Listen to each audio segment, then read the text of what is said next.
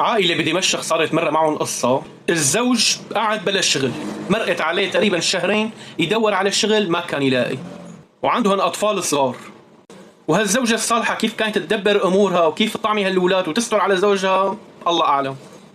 هيك لحد ما يوم من الأيام واحد من أصحابه قال له تعال في عندي شغل لإلك بمطعم تشتغل. فقال له إيه بشتغل. الشغل كان بأرقى وأفخم مطاعم دمشق. فعلا راح اشتغل وانبسط كتير. الشغل ما فيه التعب، الشغل راقي، والراتب كان فيه ضعف الرواتب العادية.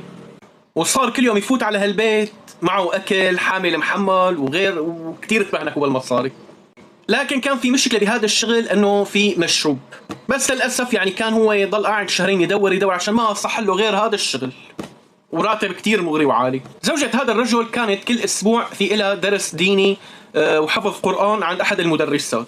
فمرة من المرات خطر ببالها تسأل هالمدرسة عن شغل زوجها. سألتها قالت لها نحن كان وضعنا هيك هيك هيك. طبعا المدرسة بتعرف يعني وضعهم انه كتير تعيس يعني وعندهم اولاد وهيك. قالت لها طبعا زوجي يشتغل والحمد لله والراتب عالي جدا، لكن الشغل فيه مشروب، حلال ولا حرام الشغل فيه؟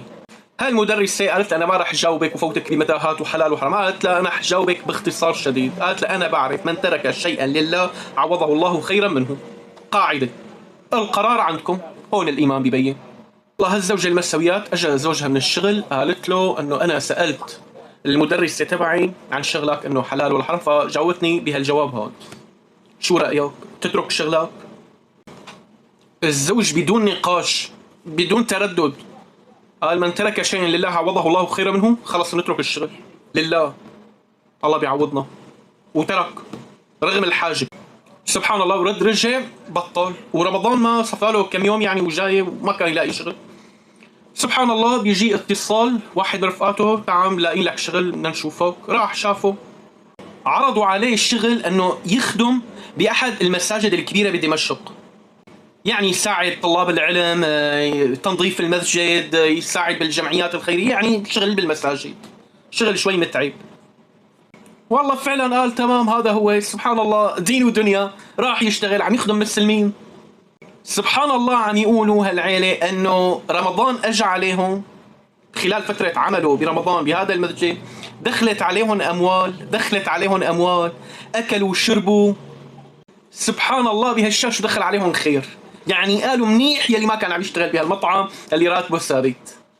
وبخلال شغله برمضان هذا بهذا المسجد اتعرف على ناس وعلى تجار كتير، ولقوا له شغل لما بعد رمضان. وسبحان الله يعني خلص رمضان وخلص العيد واشتغل وتحسنت كل امورهم، وكله بفضل من ترك شيئا لله عوضه الله خيرا منه. سبحان الله. في ناس هيك خوفا من الله طاعة لله دغري بيستغني لرب العالمين، فبتلاقي رب العالمين دغري بيكافئه. في ناس تتردد بتخاف كذا بعدين بتترك، بيجي رب العالمين، بيجي عطاء رب العالمين، بس كمان بيتأخر عليها على حسب انت سرعتك. بتأسرع بطاعة رب العالمين والتقوى رب العالمين بيعجل لك بالخير. تتردد يتأخر شوي الخير عليك. وخير رب العالمين وتوقيته المناسب بيكون كتير كتير خير عليك، أحسن ما أنت تختار وتنقي. هالقاعدة قاعدة عز. اللهم ارزقنا اليقين وقوي إيماننا وأعزنا بعزتك. عم تشتغل شغل حرام أو فيه حرام أو شبهه، صحح لك شيء تكسب منه بالحرام، صحح لك فرصة حرام، استعف. هلا استعف، اتركها لله ما راح تندم.